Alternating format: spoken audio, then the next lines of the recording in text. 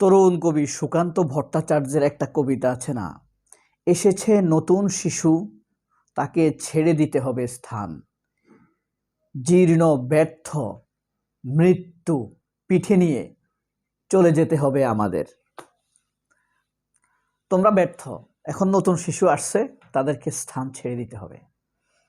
এটা শুধু ভালো কাজের ক্ষেত্রে তা নয়, চুরি বাটপারি এবং চোর বাটপারদের দালালরাও সম্প্রতি রেজাউল করিম রনি এবং অ্যাডভোকেট আল মামুন রাসেলের বিতর্কটা শুনছেন। একজনকে আরেকজন কি ধমকাধমকি করে। ধমকাধমকি শুধু একজন আরেকজনকে করেনি, উপস্থাপককে সহ একদম কলিজার পানি শুকায় দিছে। এটা বোঝার জন্য পুরানা একটা টক শো যদি আপনারা দেখেন একটু কয়েক সেকেন্ড, তাহলে আপনাদের বেশ ভালো লাগবে। এই যে সুপ্রিয় বদমাশ শুয়োরটার নাম জানেন? শাবান মাহমুদ। তার আচরণ দেখেন, চোখে যেন আগুন ঝরে আর আঙ্গুলে যেন ফ্যাসিবাদ। একটু শুনেন। সরি টু সে, ওই 122 জনের ফেসবুকের আইডির পোর্টালে বেগম খালেদা জিয়া আমাদের অহংকার তাদের চিহ্নিত রয়েছে। তারা সেই গোষ্ঠী সুনির্দিষ্টভাবে স্বাধীনতার পক্ষে কাজ করছে, যারা বেগম খালেদার পতাকা তুলে দিয়েছিল, করেছিল, তার বিরুদ্ধে নৈতিক অবস্থান নিয়ে। এটা হলো ফ্যাসিবাদ শুরুনার সেকাল, ফ্যাসিবাদের সূচনার সেকাল। আর এখন চলছে ফ্যাসিবাদের বীজ বপনের এই কাল। এখনো শুরু হয় নাই, যাইতে পারে নাই, পারবে কিনা আল্লাহ মালুম। আমার মনে হয় তারা খুব কাছাকাছি গিয়ে পিচ্ছিলভাবে হোঁচট খাবে।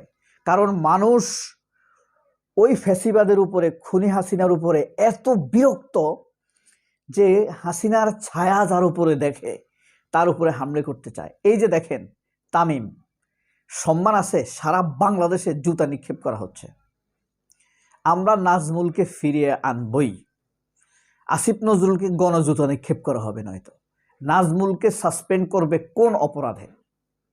যাই হোক, এই যে আচ্ছা, আমরা নব্য ফ্যাসিবাদের এক শ্যাডোকে দেখি, দ্য ব্ল্যাক শ্যাডো। এই যে যাকে দেখছেন, এই সময় টিভির উপস্থাপক মাহমুদ রাকিব, তাকে কি ভাষায় কথা বলছে রক রনি, রেজাউল করিম রনি, দেখুন। কেন আনবো না? আমার কথা শেষ করতে দেন। না, এটা খুবই খারাপ। আমরা তো সব পক্ষে খুবই খারাপ কাজ করছেন আপনি। না রনি ভাই, আমরা সব পক্ষের কথা বলতে হবে। একদম আমার কথা শুনেন আপনি। মুক্তিযুদ্ধের চেয়ে রনি ভাই আপনার কাছে ছোট মুক্তিযুদ্ধের চেতনা বলতে একমাত্র আমরাই বুঝি। এই গণঅভ্যুত্থানের কর্তা সত্তা কালেক্টিভ, এটা আমরা বিএনপি নোট অফ ডিসেন্ট এই দুটাই পার্টিকুলারলি আছে কিনা এখন কেন আনলেন? কেন আনবো না? আমার কথা শেষ করতে দেন। না, এটা খুবই খারাপ। আমরা তো সব পক্ষে খুবই খারাপ কাজ করছেন আপনি। না রনি ভাই, আমরা সব পক্ষের কথা বলতে হবে। একদম আমার কথা শুনেন আপনি। না, আমাদের তো বলতে হবে।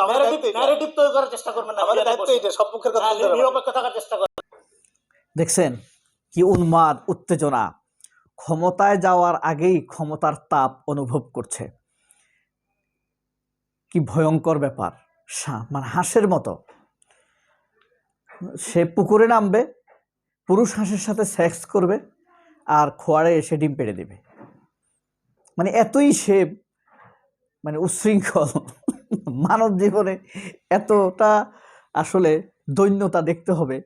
এই রেজাউল করিম অনেক কি হবে, একটা ফ্ল্যাটের মালিক হবে, প্লটের মালিক হবে সে, ঝিলমিলি রাজুকের একটা প্লট পাবে, একটা গাড়ি কিনবে, হ্যাঁ, হয়তো সে বনানী বা আপনার মিরপুরে সে একটা ফ্ল্যাট কিনবে, আর রাজুকে একটা প্লট থাকবে। বৃদ্ধ বয়সে ওইটা বিক্রি করে সে আবার ধনী হবে, ছেলে মেয়েদেরকে বিদেশ পাঠাবে।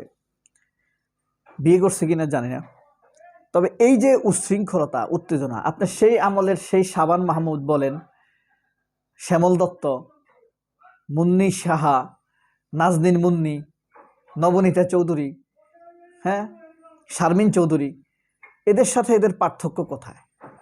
আহমেদ জোবায়ের, ওই যে সময় টিভির, হ্যাঁ, রুমেল খান, যেই এরা কিন্তু সবাই মারাত্মকভাবে ছাত্রলীগ করা, রাহুল রাহা, ভয়ঙ্কর ছাত্রলীগ করা, হিংস্র। এরাই ছাত্রলীগের করে যখন সাংবাদিকতার মুখোশ পড়ল, তখন ক্যাম্পাসগুলোতে গিয়ে তারা খবর নিত এখানে মানে লীগ ছাড়া, সন্ত্রাসী ছাড়া আর অন্যান্য ছাত্র সংগঠন করে কারা। তো ওরা কি করতো, ওই তালিকাগুলো করে ওয়ালে ঝুলিয়ে দিত তারা কারা? ক্যাম্পাসের সাংবাদিক, ক্যাম্পাস প্রতিনিধি আছে না, ধরেন ছাত্রলীগের যে তথ্য সম্পাদক তাকে বানাইলো এই প্রথম আলোর ক্যাম্পাস সম্পাদক, জনকণ্ঠের ক্যাম্পাস সম্পাদক বানাইলো ছাত্রলীগের প্রচার সম্পাদককে, ছাত্র ইউনিয়নের আপনার সাংস্কৃতিক সম্পাদককে বানাইলো আপনার সমকালের ক্যাম্পাস প্রতিনিধি, সাংবাদিক হিসেবে পরিচয় চলবে। এখন তারা তো অন্যদেরকে চিনে ফেলে, তাদের কাছে নির্ভয়ে অন্যরা ছাত্রদল, ছাত্র শিবির, হ্যাঁ, এরা পরিচয় দেয়। তখন তারা কি করে, ওই যারা ছাত্রদল করত, ছাত্র শিবির করত, বা অন্যান্য ছাত্র সংগঠন করত, ছাত্র শক্তি করত, ছাত্র ফেডারেশন করত, তাদের নামগুলো নিয়ে দরজা ঝুলাই রাখত। আবার এরপরে নাম ধরে ধরে এদেরকে মারত, পুলিশে ধরে আনতো, ছাত্রলীগ মারত। এইভাবে চলতো অত্যাচার নির্যাতন। তো এই যে বলছিলাম, সুকান্তের একটা কবিতা আছে না, এসেছে নতুন শিশু, তাকে ছেড়ে দিতে হবে স্থান, তোমার জীর্ণ ব্যর্থতা মৃত্যু, তোমাকে পিঠে নিয়ে করিতে হইবে প্রস্থান, চলে যেতে হবে পৃথিবী থেকে ব্যর্থতার গ্লানি নিয়ে, ওই শিশু একদিন পৃথিবী গড়বে। এখন ওই ফ্যাসিবাদ উল্টা হইছে, ফ্যাসিবাদ গড়তেছে এই রেজাউল করিম রনিরা, রেজাউল করিম রনি ফ্যাসিবাদের খুনি না, খুনি। তো এইভাবেই তারা জাতির উপরে নির্মম নিবিড় অত্যাচার নির্যাতন চালাবার প্রস্তুতি নিচ্ছে রনিদের হাত থেকে আমরা নিস্তার পাবো। একটা তথাকথিত বুদ্ধিজীবী, রাইজিং সুশীল, সে যদি এইভাবে আচরণ করে, তাহলে একটা লাঠিধারী, অস্ত্রধারী সন্ত্রাসী কিভাবে আচরণ করবে সাধারণ মানুষের সাথে? এখানে তো মানুষ দেখে, আপনি এই অ্যাটিচিউডটা, সে জানে তার এই অ্যাটিচিউডটা মানুষ দেখতেছে, লাইভ দেখতেছে, ক্যান ইউ ইমাজিন? এবং সেখানে সেই অ্যাটিচিউড দেখাইতেছে।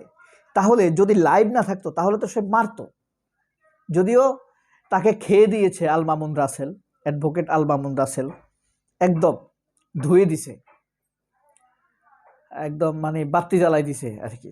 মানুষ এখন তাকে ভিন্নভাবে চিন্তা করবে।